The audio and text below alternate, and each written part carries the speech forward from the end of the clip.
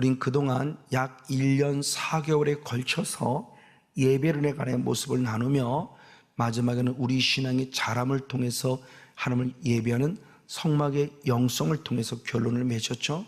마당들의 영성은 어린아이의 영성으로서 주님을 온전히 예배할 것을 말씀하고, 조금 더 자라 이제 성수의 영성 안에서 청년의 신앙으로서 주님을 예배할 부분은 자랄 것을 말하고, 역시 성수에서 머무름이 아니라 지성소까지 나아가야 되니 아비의 영성으로서 주님을 예배하는 사실을 살펴보았습니다.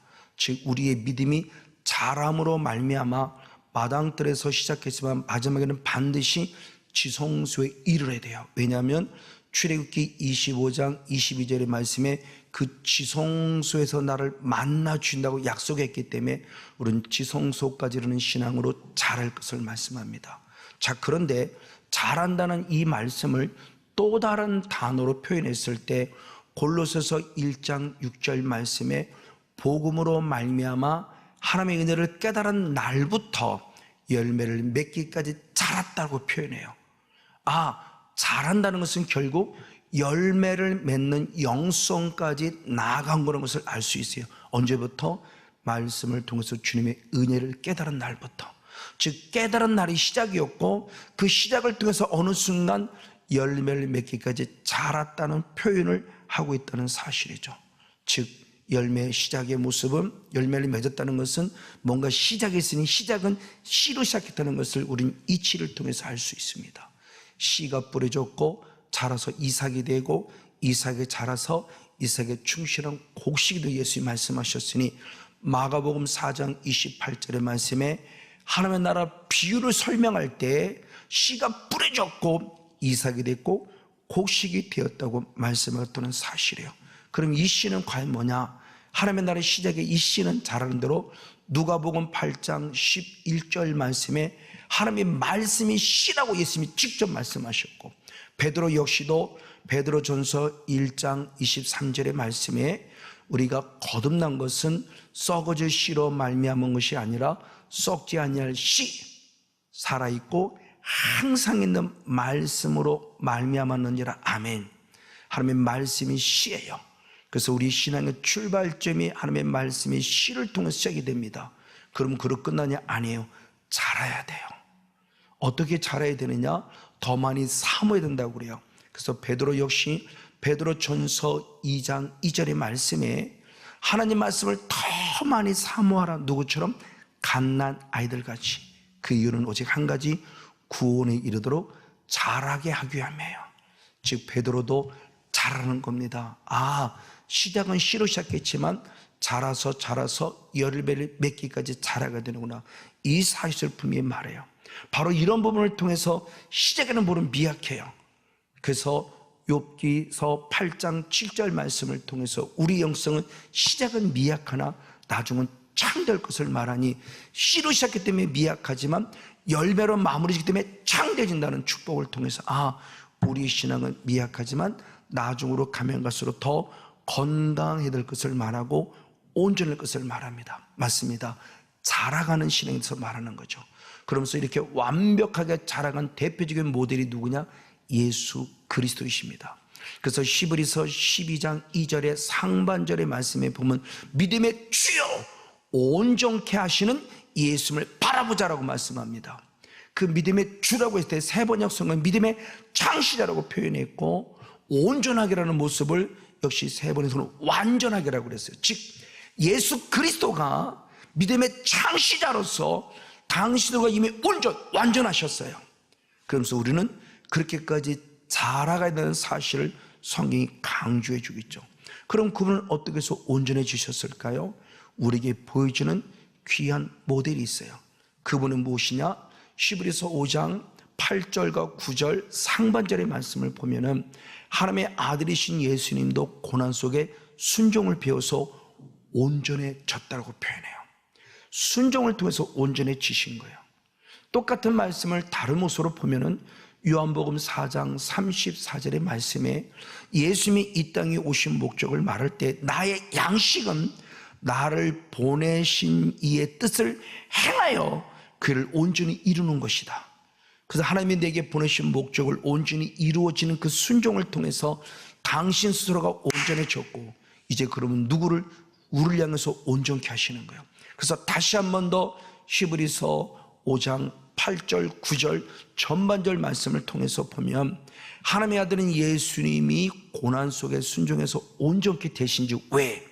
자기를 순종하는 모든 자들에게 구원의 근원이 되기 위한, 이 말씀이 킹제임스 흠정을 번역본에서는 구원의 창시자가 되었다고 표현해요. 어떻게 해서 예수님을 믿음으로 구원을 얻었으면 순종을 통해서 온전해지기까지 나아가야 될 구원의 창시자, 완벽하게 구원을 이루신 예수님의 모습을 보여주고 있습니다. 그래서 이걸 사도 바울은 믿음에 더 잘 표현했죠. 로마서 1장 17절 말씀에 복음에는 하나님의 의가 나타나서 믿음으로 믿음에 이르게 하나니, 기록된 바 오직 의인은 믿음으로 말해 살리라는 중요한 영적 교훈에 대한 교리를 잘 설명했어요. 그냥 믿음으로 산다가 아니라 믿음으로 시작해서 믿음으로 맞춰야 돼. 그 이유는 어디서냐? 이미 구약에 기록된 하박국 2장 4절의 말씀에 오직 의인은 믿음으로 말해 살리라라는 이 말씀을 이뤄낸 거예요. 의인이 오직 믿음으로 살아야 돼요. 그럼 어떻게 의인이 됐죠? 창세기 15장 6절의 대표로 아브라함을 보니 아브라함이 여호와를 믿으니 의롭다 여기심을 받았다. 이 믿음의 출발점으로 의인이 됐어요. 그런 의인이 했다는 의로 여겨주심에 대한 모습이 뭐냐? 여기셨다는 원어가 하샤브라는 원어인데, 이 하샤브라는 원어는 생각하다, 간주하다는 뜻이에요. 아직은 온전하지 않아요. 그러나 하나님은 이미 그를 선포했어요. 너는 부족함이 많지만, 아직도 이르지를 못했지만 나는 너를 내 아들로, 내 사랑 딸로 의인이라 여겨준다. 즉 의인으로 생각해주고 의인으로 간주했다는 중요한 말씀을 주면서, 그러므로 구원은 하나님의 은혜라는 거야. 내가 잘나서, 내가 잘 믿어서 구원받은 거 아니에요. 절대적 은혜예요.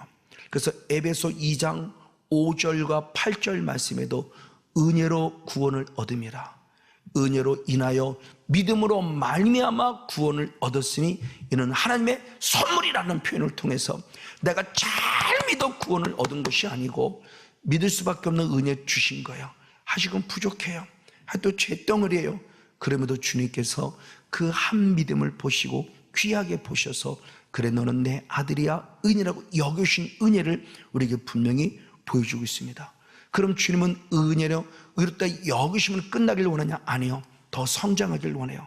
그 대표적인 모습이 히브리서 11장이죠. 우리가 이 히브리서 11장을 믿음장이라고 표현합니다.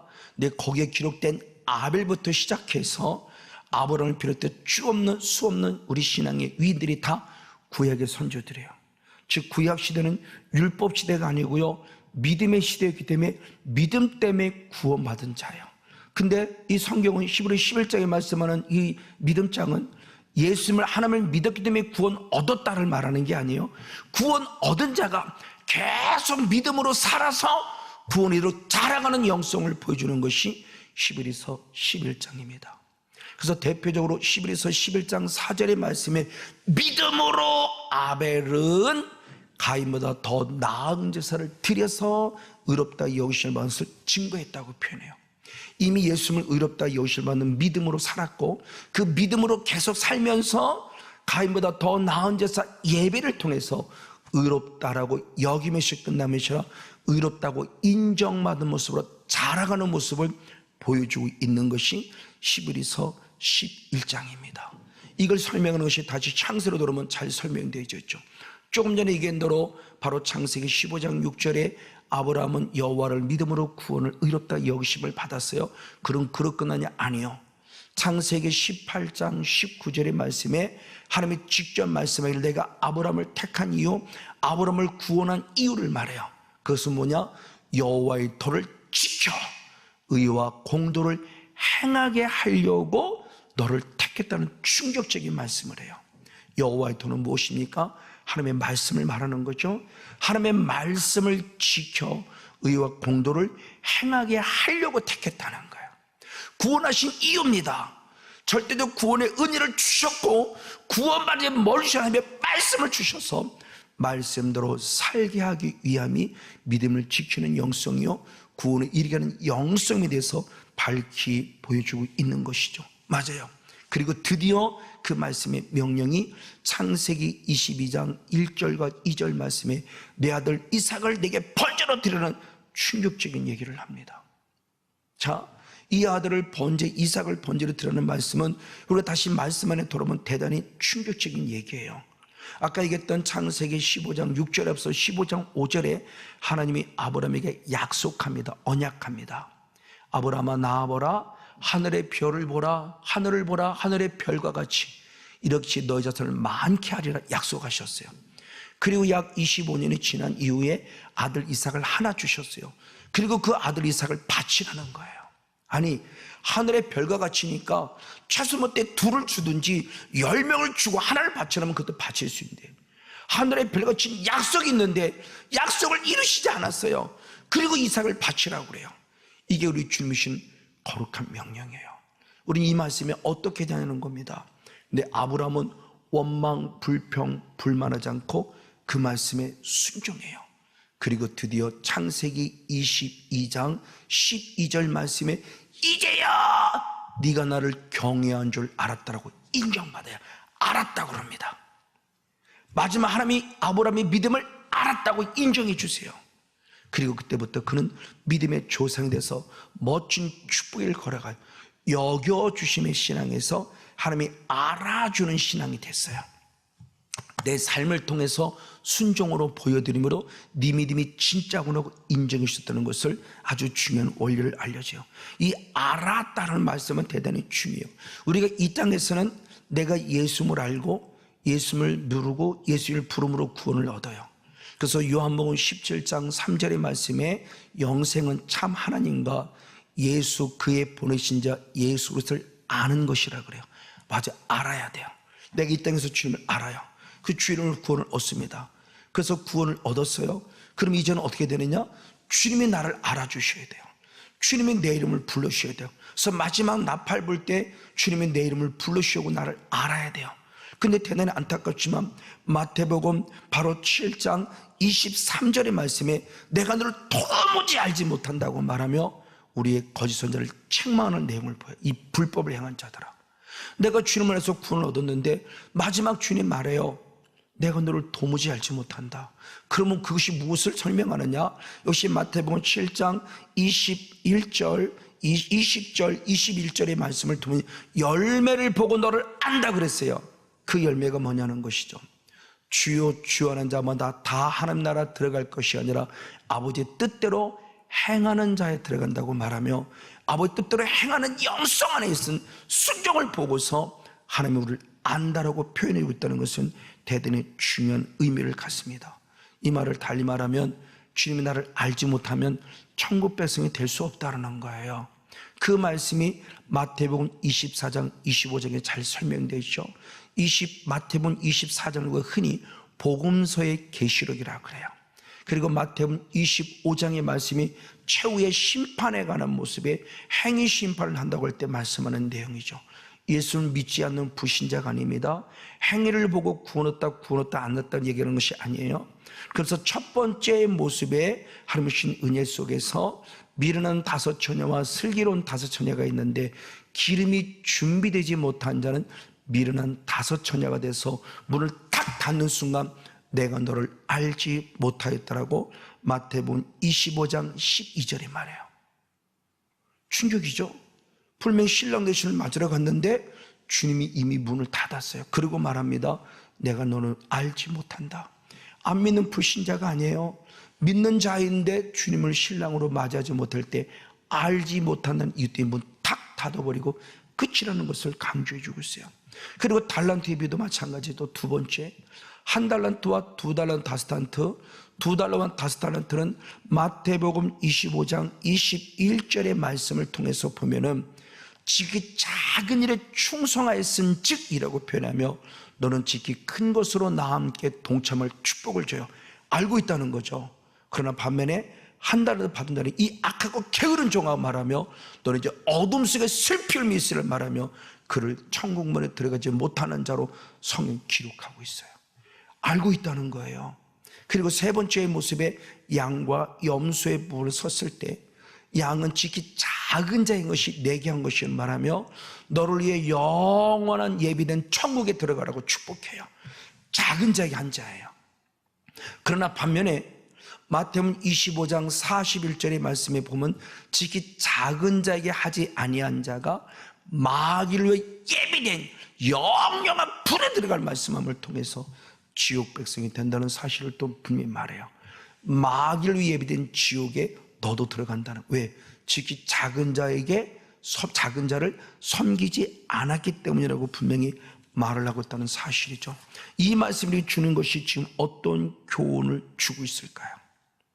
중요한 부분입니다. 그래서 계시록 2장과 3장에 마지막 7개 교회가 있는데 7교회를 해서 공통적으로 한 내용이 있어요. 가장 네 번째로 할 때 성령이 교회들에게 하시는 말씀을 들으라, 듣는 말씀. 그리고 두 번째가 이기는 자가 되라 라는 말씀. 그리고 세 번째가 회개하라. 서문화 교회와 필라델비아 교회를 뺀, 칭찬받는 두 교회를 뺀 나머지는 다 회개하라는 거룩한 책망이 있고, 첫 번째 말씀할 때 내가 너희 행위를 안다라고 표현해요. 믿음을 안다고 표현하지 않고요, 행위를 안다고 표현해요. 그때 그 안다, 주님이 나를 알아주셔야 돼요. 대표적으로 요한계시록 3장 1절에 4대 교회를 말씀할 때 네 행위를 안다. 너는 실상은 죽은 자다. 내가 산 자같이 표현해. 너는 죽은 자라고 표현하며 절대 천국 백성이 되지 아니할 것에 대한 부분을 말씀해 주고 있는 것은 이게 뭘까요? 그러면 행위 구원이냐? 아닙니다. 행위는 절대 아니에요. 이것은 결국 우리 무엇을 보고자 원하는 거냐? 야고보서 2장 26절의 말씀에 행함이 없는 믿음은 죽음이다. 이걸 역으로 말하면 행함이 있는 믿음은 살아있는 믿음이라는 거죠. 즉 주님의 관점은 행위가 아니라 네가 그 행위를 통해서 네 믿음이 살아있는 믿음을 내게 보여주느냐, 죽은 믿음을 보여주는 기준이 되는 걸 얘기하는 것이, 행위 때문에 구원받는 게 아니에요. 우리는 믿음으로 구원받는 자인데 그 믿음이 자라고 있는 열매를 맺을 때 뭐로 표현해 드리냐? 우리의 삶의 삶, 기도할 때 기도하는 삶, 충성할 때 충성하는 삶, 예배할 때 예배하는 삶. 예배 행위 때문에 구원받는 게 아니에요. 구원받음을, 내 믿음을 표현할 때 나는 하나님께 아벨처럼 이렇게 예배합니다, 나는 아브라함처럼 이렇게 순종합니다는 히브리서 11장의 말씀에 기록된 내용들을 분명히 우리에게 보여주고 있다는 사실입니다. 맞아요. 그래서 야고보서 2장 23절에 말씀할 때 아브라함이 하나님을 믿으니 의로 여기셨다는 말씀, 창세기 15장의 말씀을 응하였다 그래요. 응하였다는 것을 이루어 드렸다는 거예요. 이걸 좀 더 쉽게 얘기하면 우리가 기도할 때 하나님이 내게 응답해 주셔야만 할 뿐만 아니라 나도 믿음을 가져서 구원받은 하나님의 자녀가 됐으면 주님이 내게 원할 때 나도 응답해 드려야 돼요. 그 말씀을 이루어 드려야 돼요. 또 창세기 15장 6절로 끝남이 아니라 창세기 22장 12절까지 나아가는 신앙을 보여드려야 되는 거죠. 그걸 보충 설명했죠. 어떻게 설명했느냐? 야고보서 2장 21절 22절의 말씀에 아들 이삭을 제단에 드릴 때 행함으로 의롭다함을 받은 것이 아니냐. 아멘. 그런 믿음은 그 행함과 함께 일하고, 아멘, 행함으로 그 믿음이 온전케 되었다. 그러니까 행함 자체가 중요한 것이 아니라고 그랬죠. 내가 살아있는 믿음을 보여드린 거예요. 예수님을 믿음으로 구원을 얻어서 내가 성령 안에 계속 살아있기 때문에 하나님 말씀을 이루어 드리는 거예요. 아멘. 감사합니다. 기도하라면 기도하겠습니다. 전도하라면 전도하겠습니다. 사랑하라면 사랑하겠습니다. 그 말씀을 이루는 신앙이 될 때 믿음이 행함과 함께 일어, 즉 살아있는 믿음으로 일하는 것이고, 그럴 때 너의 믿음이 온전히 되느니라. 아멘. 예수님도 말씀에 순종하여 고난이 갈 때 온전해진 것처럼, 그래서 자기를 순종하는 모든 자들이 구원의 근원된 것처럼 지금 우리에게 이 신앙의 모습을 요구하고 있다는 사실을 성경이 분명히 가르쳐 주고 있습니다.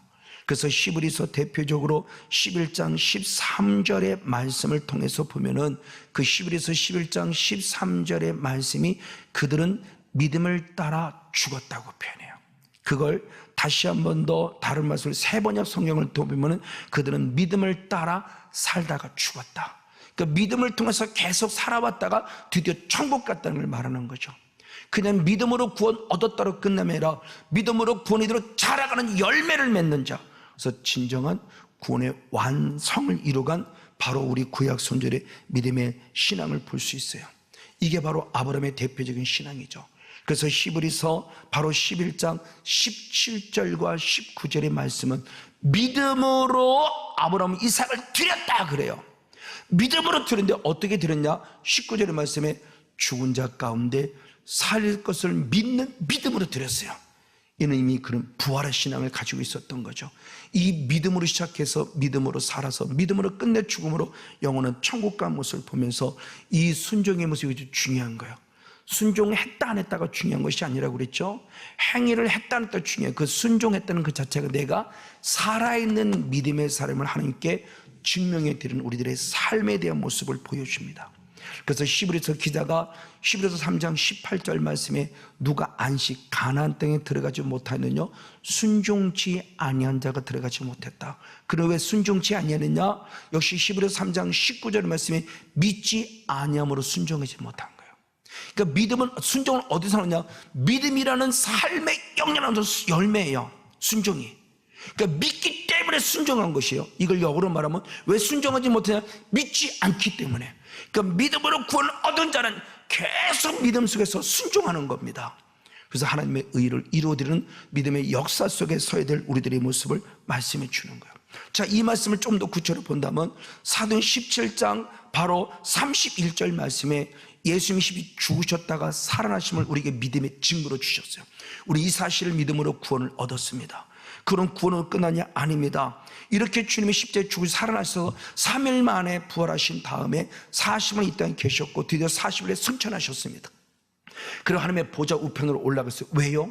성령을 보내주시려고. 그래서 요한복음 16장 7절 말씀에 내가 떠난 것이 너에게 유익이다. 아멘. 우익된 보혜사를 보내시기 위하며. 그럼 중요해요. 왜 성령을 보내주셨을까요? 은사론 입장에서 보지 마십시오. 그 틀렸다는 하시면 오늘은 은사론 입장 속에서 무슨 환상 보고 예언하고 이것 때문에 부른 것이 아니라 중요한 얘기를 했어요. 빌립보서 1장 19절의 말씀에 너희의 기도와 너희 수고에 쓰는 기도와 성령의 도우심으로 우리를 구원에 이르게 하기 위함이라 말하며 성령 주신 이유는 우리를 구원에 이르게 하기 위함이라고 성경이 분명히 말씀해 주고 있어요. 맞아요. 이 순종의 모습을 표현합니다. 그래서 사도 바울은 빌립보 교회를 향했을 때도 빌립보서 2장 12절 13절의 말씀에 너는 항상 두렵고 떨림으로 구원을 이루라 그래요. 거룩한 명령이에요. 해야 될 우리의 모습이에요. 그러나 이것도 내가 하는 것이 아니라는 거예요. 13절의 말씀 뭐라고 말씀하느냐? 이를 행하시는 분은 하나님이시니 그가 자기 손을 두시고 이를 행하게 하신다고 표현합니다. 즉 구원을 이루는 것은 나인 것 같지만 결국은 내가 아니라 성령께서 하게 하심으로 내 안에 임하셔서 구원의 은혜를 주신 것을 구원을 이루어가는 삶이 되는 것을 말씀함을 통해서 우리의 행위마저도 내가 하는 것이 아니라 하게 하신 하나님. 아까 앞절에서도 심는 자 나예요, 물 주는 자 나예요. 근데 주님은 아무것도 아니래요. 우리는 어떻게 자른지 모르는 자예요. 주셨기 때문에 나는 심는 거고 주셨기 때문에 물을 주는 거고 그걸 통해서 열매를 거둬감에 대한 부분을 분명히 말씀해 주고 있습니다. 우린 이 은혜로 살아가면 모두가 감사해요.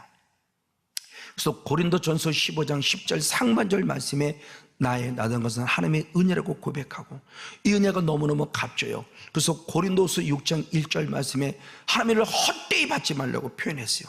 이에 다시 고린도서 15장 10절 모든 전반전 말씀을 보면은 하나님의 은혜가 절대 너무너무 감사해서 이 은혜를 헛되이 하지 않기 위하여 다른 사도보다 더 많이 수고했으니 이 수고마저도 하나님의 은혜라 할렐루야 이거예요. 이 삶을 우리가 살아가는 자인데 어떻게 내 힘으로가 성령의 도우심으로 하는 겁니다. 그래서 예수님이 이 땅에 오시는 목적을 얘기합니다. 히브리서 9장 28절에 다시 오시는 재림의 예수님은 우리를 구원에 이르게 오신다고 표현해요. 맞아요. 구원에 이르게 하기 위해서. 그래서 우리가 구원에 이르도 자라감에 있어서 마태복음 바로 마가복음 4장 31절 32절의 말씀에 겨자씨같이 작은 씨로 시작됐으나 하나님 나라가 자라서 마지막에 큰 새들이 와서 깃들 만큼 풍성한 가지가 될 것을 말씀해 주고 있는 거예요. 이것이 우리가 살아갈 삶입니다. 내가 믿음이 자라고 있음을 보여주니 에스겔 47장 12절 말씀대로 우리가 날마다 자라서 달마다 실과를 맺음에 열매를 맺어 남에게 유익 주는 실과요, 남에게 유익 주는 약재료가 돼서 내가 산 만큼 다른 사람을 살리는 열매 맺는 복된 주인공 우리 모두가 되어지기를 예수님의 이름으로 간절히 축복하고 축원을 드립니다.